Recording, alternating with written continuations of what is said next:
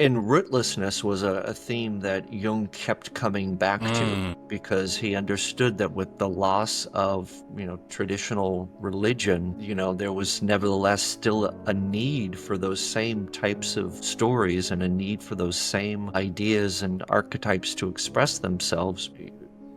What was the vessel for that? One of Jung's reflections that I think is really pertinent to our historical moment is that when religious ideas aren't fully acknowledged, they just come out in the form of ideology. I mean, that's fundamental to his critique of both far right and far left thinking, both Nazism and Marxism, when he lived through both. Mm. And he saw religious themes happening in both of those ideologies. The swastika, infamously, is really a mystical symbol from Tibet. It's a religious symbol that was appropriated.